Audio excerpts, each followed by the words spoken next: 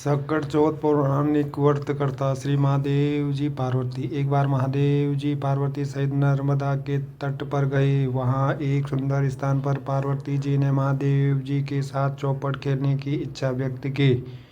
तब शिव जी ने कहा, हमारी हार जीत का साक्षी कौन होगा। पार्वती ने तत्काल वहां की घास के तिनके बटोर कर एक पुतला बनाया और उसमें प्राण प्रतिष्ठा करके उससे कहा, बेटा हम चौपड़ खेलना चाहते हैं, किंतु यहाँ हार जीत का साक्षी कोई नहीं है। अतः खेल के अंत में तुम हमारी हार जीत के साक्षी होकर बताना कि हम में से कौन जीता कौन हारा। खेल आरंभ हुआ। देव योग से तीनों बार पार्वती ही जीती। जब अंत में बालक से हार जीत का निर्णय कराया गया तो उसने महादेव जी को विजयी बताया।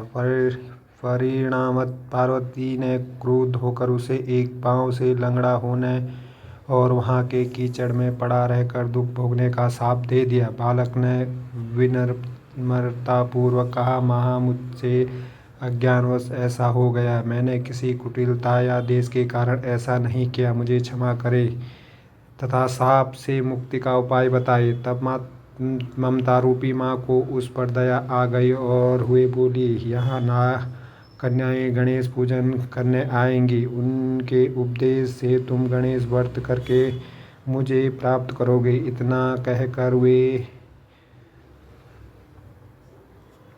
कहकर वे कैलाश पर्वत चली गई। एक वर्ष बाद वहां श्रावण में नाग कन्याएं गणेश पूजन के लिए आई। नाग कन्याओं ने गणेश व्रत करके उस बालक को भी व्रत की विधि बताई। तत्पश्चात बालक ने 12 दिन तक श्री गणेश जी का व्रत किया। तब गणेश जी ने उसे दर्शन देकर कहा, मैं तुम्हारे व्रत से प्रसन्न हूँ, मनोवांछित वर मांगो।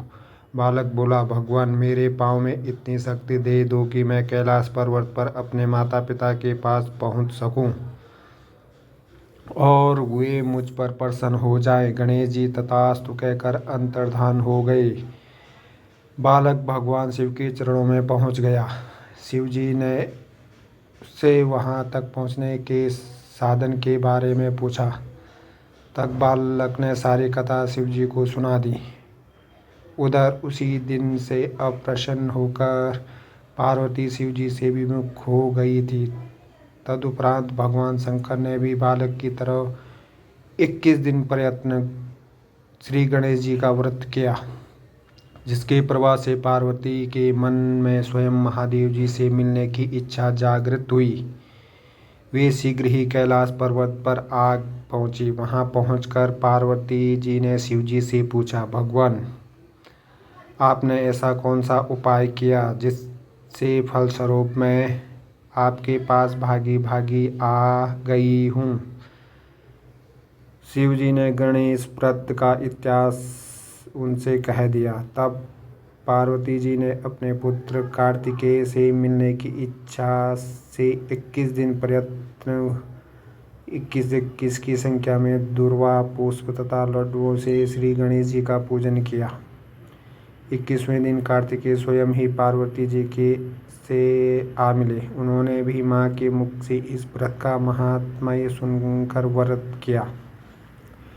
अगर आपको कहानी अच्छी लगे तो लाइक शेयर और चैनल को सब्सक्राइब करें और बेल आइकन ज़रूर प्रेस करें ताकि हर कहानी आप लोगों तक आसानी से पहुंच सके। धन्यवाद।